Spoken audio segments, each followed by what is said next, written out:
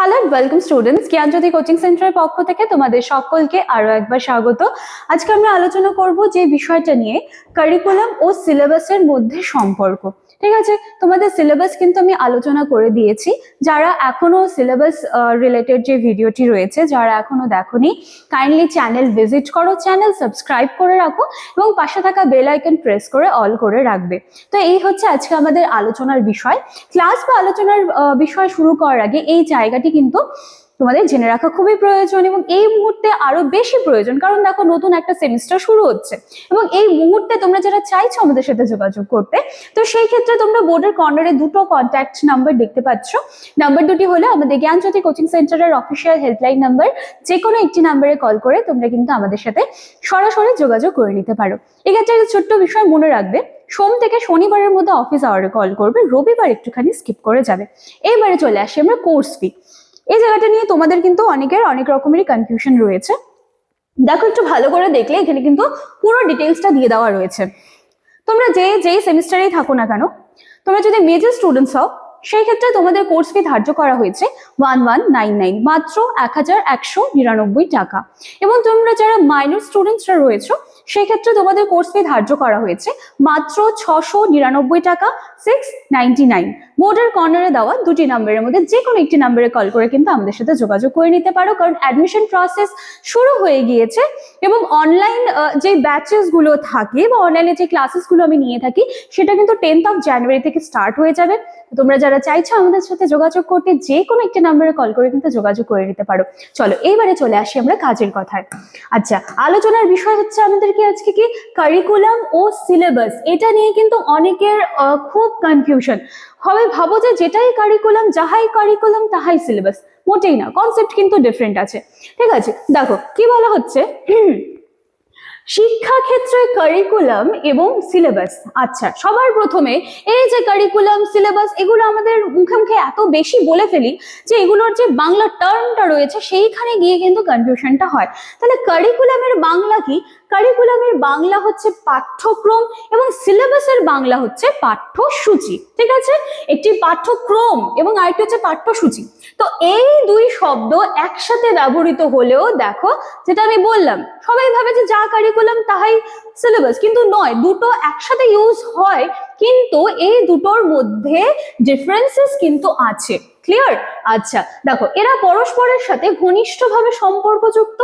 Curriculum হলো একটি বিস্তৃত ধারণা এবং সিলেবাস হলো তার একটা অংশ। তাহলে কারিকুলামকে যদি আমরা বৃহৎ অর্থে দেখি, তাহলে সিলেবাস কি? তার ছোট্ট একটা পার্ট বা তার একটা ছোট্ট একটা অংশ। বাস এইটুকু সিম্পল কনসেপ্ট একদম মাথায় বসিয়ে নাও যে কারিকুলামটা হচ্ছে বড় বিষয় আর সিলেবাসটা কি? সিলেবাস হচ্ছে একটা ছোট্ট বিষয়। আচ্ছা, এইবারে দেখি আমরা আলাদা আলাদা করে এবার জানবো যে what is curriculum and what is syllabus. Clear? আচ্ছা দেখো, কারিকুলাম বলতে শিক্ষার্থীর সামগ্রিক শিক্ষা অনুভবকে বোঝায়। এর মধ্যে কি কি থাকবে? এর মধ্যে থাকবে শিক্ষার লক্ষ্য কি, শিক্ষার উদ্দেশ্য কি, আর কি পাঠ্য বিষয় বস্তু, ইভেন এটার মধ্যে শিক্ষণ পদ্ধতি চলে আসবে। এর মধ্যে সহশিক্ষা কার্যক্রম, মূল্যায়ন ব্যবস্থা, বিদ্যালয়ের ভেতরে ও বাইরে শিক্ষার্থীর অভিজ্ঞতা, আমি সরিয়ে দিচ্ছি, আর কি শিক্ষার্থী বিদ্যালয়ে এসে যা কিছু শেখে, যা কিছু অনুভব করে এবং যা সমস্ত কিছু এক্সপিরিয়েন্স সে অর্জন করে, সমস্তটা কিন্তু নিয়ে কারিকুলাম। তাহলে দেখো, এই যে কারিকুলামের যে পরিসর বা পরিধি, সেটা কিন্তু অনেকটা, তার কিন্তু একটা বৃহৎ পরিধি রয়েছে। ঠিক আছে? আচ্ছা, এইবারে চলে আসি সিলেবাসটা কি জিনিস। দেখো, সিলেবাস হলো কারিকুলামের একটি ছোট্ট পার্ট, তার একটা সংকীর্ণ এবং তার একটা নির্দিষ্ট অংশ। ঠিক আছে, এখানে মূলত কি কি থাকবে? নির্দিষ্ট শ্রেণী বা কোর্সের একটা পাঠ্য বিষয় থাকে। নির্দিষ্ট শ্রেণী বলি না আমরা, ক্লাস 10 এর সিলেবাস, ক্লাস 5 এর সিলেবাস, ক্লাস 11 এর সিলেবাস, তো সেই হচ্ছে ব্যাপার। নির্দিষ্ট কোনো একটা শ্রেণী বা কোনো একটা কোর্সের তার একটা পাঠ্য বিষয় মানে কি? তোমাকে পড়তে হবে কি সেই বিষয়গুলো। আচ্ছা, তারপরে দেখো তার ঠিক তারপরে যেটা আমি এতক্ষণ ধরে বলছি, যে কোন অধ্যায়টা পড়ানো হবে বলি না আমরা। আচ্ছা, আমাদের এবারে সিলেবাসে এই টপিক গুলো আছে, এই চ্যাপ্টার্স গুলো আছে। ঠিক আছে, তারপরে কি কতটা গভীরতায় পড়ানো হবে, পরীক্ষার জন্য নির্ধারিত বিষয়বস্তু, তো যদি আমি সহজভাবে বলি তাহলে সিলেবাস হলো কি পড়ানো হবে তার একটা তালিকা, ঠিক আছে। আর কারিকুলাম কি? কারিকুলাম কিন্তু শিক্ষার লক্ষ্য, উদ্দেশ্য, পাঠ্য বিষয়বস্তু, শিক্ষণ পদ্ধতি, সহশিক্ষা কার্যক্রম, মূল্যায়নের ব্যবস্থা, এত কিছু নিয়ে কিন্তু কারিকুলাম, কিন্তু সিলেবাসে হচ্ছে এই জায়গাগুলো রয়েছে। ক্লিয়ার? তাহলে আশা করি কারিকুলাম কি সিলেবাস কি বুঝতে পারলে। এইবার আমরা আলোচনা করব তাহলে এই দুটার মধ্যে সম্পর্ক কি, ঠিক আছে। Relation between curriculum and syllabus.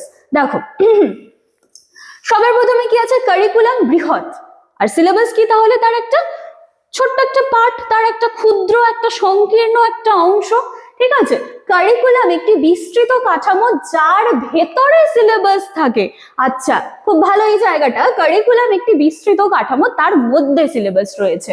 আচ্ছা, কারিকুলাম উইদাউট সিলেবাস ইনকমপ্লিট, আবার সিলেবাস উইদাউট কারিকুলাম কিন্তু মিনিংলেস।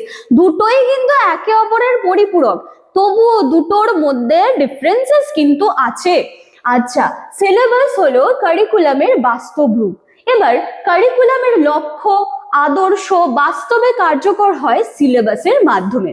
শিক্ষক যখন শ্রেণীকক্ষে কোনো একটা নির্দিষ্ট একটা অধ্যায় পড়াচ্ছেন, নির্দিষ্ট একটা চ্যাপ্টার পড়াচ্ছেন, তখন তিনি আসলে কিন্তু কি করেন, ওই যে কারিকুলাম যার শিক্ষার লক্ষ্য আছে, উদ্দেশ্য আছে, শিক্ষণ পদ্ধতি আছে, মূল্যায়ন আছে, সেটাকেই কিন্তু কি হয় যে বাস্তবায়িত করার চেষ্টা করা হয়, ঠিক আছে। সেটাকেই কিন্তু বাস্তবায়িত করার চেষ্টা করা হয়। তারপরে কি, কারিকুলাম নির্দেশনা দেয় আর সিলেবাস সেটাকে বাস্তবায়ন করে। আচ্ছা, এই জায়গাটা কি, কারিকুলাম তোমাকে বলে দেবে যে তোমাকে এই এই জায়গাগুলো ঠিক করতে হবে, বা তোমাকে ডিরেকশন দিয়ে দিচ্ছে যে এই জায়গাগুলো কিন্তু কমপ্লিট করাতে হবে। এবার তাহলে শুধু বলে দিলেই তো হবে না, সেটাকে তো বাস্তবায়িত করতে হবে, কাজে লাগাতে হবে। তাহলে কাজে কে লাগাচ্ছে? সিলেবাস সেই ডিরেকশন গুলোকে কিন্তু কাজে লাগাচ্ছে। আচ্ছা দেখো, কারিকুলাম নির্ধারণ করে যে কেন পড়ানো হবে, কি উদ্দেশ্যে পড়ানো হবে, আর সিলেবাস কি নির্ধারণ করে যে কি পড়ানো হবে এবং সেটাকে কতটুকু পড়ানো হবে। ক্লিয়ার? আচ্ছা, এবারে দেখো কারিকুলাম পরিবর্তিত হলেও সিলেবাস কিন্তু কি বলা হচ্ছে যে সিলেবাস কিন্তু পরিবর্তিত হয়। যখন শিক্ষানীতি বা শিক্ষা দর্শনে পরিবর্তন আসে, তখন এই যে পাঠ্যক্রম যেটা রয়েছে কারিকুলাম, সেটা সংশোধন হয় এবং তার উপর বেস করে কিন্তু সিলেবাস বদলানো হয়। বলি না আমরা এবার কিন্তু সিলেবাস বদলে গেল, তাহলে সিলেবাসটা কিন্তু একা একা বদলে যায় না। সিলেবাসকে বদলানোর আগে কিন্তু কারিকুলাম সেটাকে কিন্তু সংশোধন করা হয়, তারপরে গিয়েই কিন্তু সেই সিলেবাসটা বদলে যায়। আচ্ছা দেখো, উদাহরণ এনসিএফ 2005 বা এনসিএফ 2020 অনুসারে কারিকুলাম বদলানোর ফলেই নতুন সিলেবাস তৈরি হয়েছে। ক্লিয়ার? আচ্ছা, এবার শিক্ষকের ভূমিকার ক্ষেত্রে কি সম্পর্ক রয়েছে? এতক্ষণ আমরা জানলাম যে কারিকুলাম কি, সিলেবাস কি, দুটোর মধ্যে সম্পর্ক কি, বা দুটোর মধ্যে সম্পর্ক ঘনিষ্ঠভাবে থাকলেও তাদের মধ্যে কিন্তু ডিফারেন্সেস রয়েছে। এইবারে আমরা দেখব যে শিক্ষকের ভূমিকার ক্ষেত্রে কি সম্পর্ক রয়েছে। শিক্ষক সিলেবাস অনুসরণ করে পাঠদান করলেও লক্ষ্য কি থাকবে? কারিকুলামের উদ্দেশ্য পূরণ করা। কারিকুলামের কিন্তু বারংবার বলে দেওয়া হচ্ছে যে কারিকুলামের যে পরিধি রয়েছে সেটা কিন্তু যথেষ্ট বৃহৎ এবং সেটাকেই কিন্তু ফলো করতে হবে। কিন্তু সেটাকে আমরা ফলো করব কি করে? সেটাকে আমরা ফলো করব সিলেবাস যে বিষয়টা রয়েছে সেটাকে কমপ্লিট করানোর মধ্যে দিয়ে। আচ্ছা, শিক্ষার্থীর সর্বাঙ্গীন বিকাশ, মূল্যবোধ গঠন ও দক্ষতা উন্নয়ন। আচ্ছা, এখানে দেখো কিছু সংক্ষেপে দিয়ে দেওয়া রয়েছে। Curriculum total educational experience, syllabus হচ্ছে content outline of a course. ঠিক আছে, এই জায়গাগুলো আমি আর বললাম না, তোমরা এগুলো দেখে নিও। তাহলে এই ছিল কিন্তু আজকে আমার ক্লাস বা আলোচনার বিষয়। দেখো, রিলেশন বিটুইন কারিকুলাম আর সিলেবাস তোমাদের এক্সামের জন্যও কিন্তু ইম্পর্টেন্ট রয়েছে। হয়তো ডিফারেন্সটা এভাবে দিয়ে দিল একেবারে যে সিলেবাস আর কারিকুলামের মধ্যে পার্থক্য লেখো, বা এভাবেও দিয়ে দিতে পারে যে কারিকুলাম কি বা তার বৈশিষ্ট্য সমূহ লেখো, বা সিলেবাস কি তার বৈশিষ্ট্য সমূহ লেখো, বা পার্থক্যটাও কিন্তু পুরোপুরি তুলে দিতে পারে। তাহলে তোমাদের এটা এক্সামের জন্য যথেষ্ট ইম্পর্টেন্ট। ভিডিওটি ভালো করে দেখবে, আমি আশা করছি কনসেপ্ট কিন্তু এখান থেকে ক্লিয়ার হয়ে যাবে। ভিডিওটি ভালো লাগলে ভ্যালুয়েবল কমেন্টস গুলো কমেন্ট সেকশনে রেখে যেতে ভুলবে না। দেখা হচ্ছে আবার নেক্সট দিনের ক্লাসে। Thank you.